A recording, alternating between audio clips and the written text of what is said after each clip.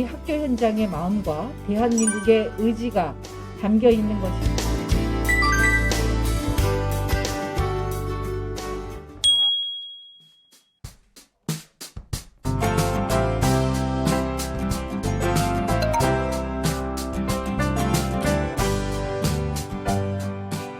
코로나19 대응이 시작된 이후 지난 2년여 동안 아무도 겪어보지 않은 상황 앞에서 우리 학교와 교육청 모두 코로나 위험 속에서 학생의 안전과 학습을 지키고자 진심으로 고민해 왔고 한결같이 함께 노력해 왔다고 생각합니다.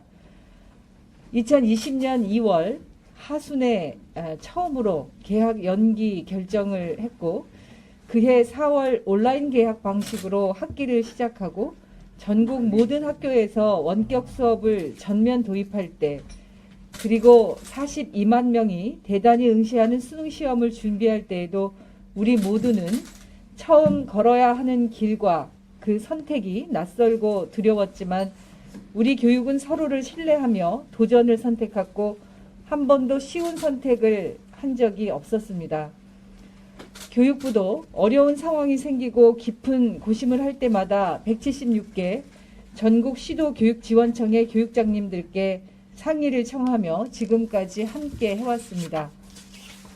전체적으로 코로나가 감소세로 전환되고 있고 대한민국 전체가 일상 회복으로 나아가지만 아직 코로나 감염증 위험이 남아있기 때문에 우리는 모든 상황을 염두에 두고 학교의 일상 회복을 단계적으로 차분하게 추진해야 한다고 생각합니다.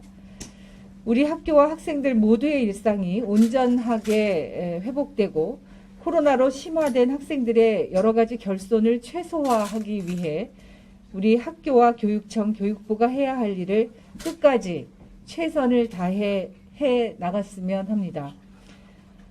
이에 오늘 회의에서는 오미크론 이후 학교의 일상회복 추진 방안의 주요 내용을 말씀드리고 우리 교육청에서 각별히 신경 써 주셨으면 하는 부분을 중심으로 상의 드리고자 합니다. 먼저 오미크론 이후 학교의 일상회복 추진 방안과 관련한 내용입니다. 주요 내용을 말씀드리면 대면 수업과 비교과 활동의 확대, 다양한 학생 지원 프로그램 운영 등을 통해서 유초, 중등 및 고등교육 분야 전반에서 학교 일상 회복을 추진하고자 합니다. 아울러 학교 구성원을 코로나로부터 안전하게 보호하기 위해서 기본적인 방역 대응 체계의 틀은 유지하고 단계적 점진적으로 학교 방역 조치를 완화하겠습니다.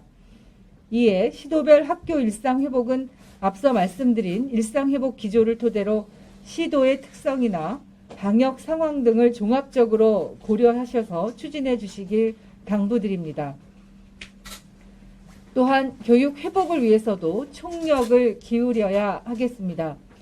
지난해 7월에 발표한 교육회복 종합 방안을 토대로 대학생 튜터링 사업, 기초학습 보장 프로그램 운영 등을 통해 다각적인 지원을 하고 있지만 여전히 관심을 기울일 부분이 적지 않습니다. 그리고 교육회복의 효과를 높이기 위해서 각별하게 한 말씀 더 드립니다. 우리 학생들의 기초학습뿐만 아니라 심리, 정서와 사회성 결손까지 종합적인 지원이 필요합니다. 학습 지원을 위해서는 1대1 혹은 소규모로 3명에서 5명을 집중 지도하는 교과 보충 집중 특별 프로그램과 전국의 교대, 사대, 예비교사 등 2만여 명이 참여하는 대학생 튜터링 사업 등을 운영 중에 있습니다.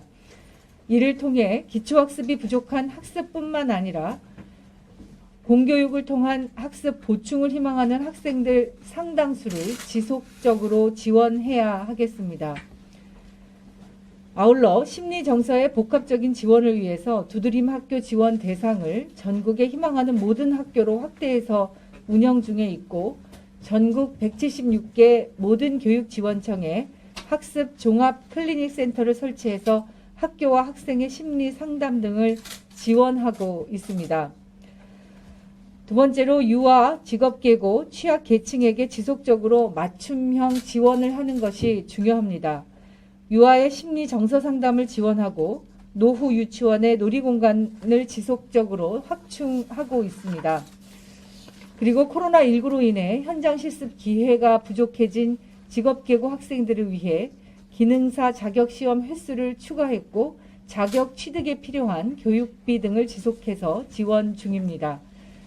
아울러 국가적 재난과 위기에 더욱 취약할 수 있는 다문화 학생이나 장애 학생, 탈북 학생 등에 대해서는 초기 적응부터 학습 결손의 보완, 심리 정서 지원, 진로 지도까지 맞춤형 집중 지원을 위해서 노력 중입니다. 특히 장애 학생의 경우에는 장애로 인한 어려움이 교육의 제한으로 이어지지 않도록 장애 특성별로 지속해서 지원해야 합니다. 또한 저소득층 학생은 교육비 지원을 확대하고 잠재력이 있는 중고등학생이나 긴급 지원이 필요한 학생에게 장학금 지원도 확대해야 하겠습니다. 마지막으로 교육 여건 개선도 꼭 챙겨봐 주시기를 부탁을 드립니다. 교육 효과를 높이고 감염병 예방 효과를 높일 수 있도록 학급당 학생 수를 단계적으로 줄여 나가겠습니다.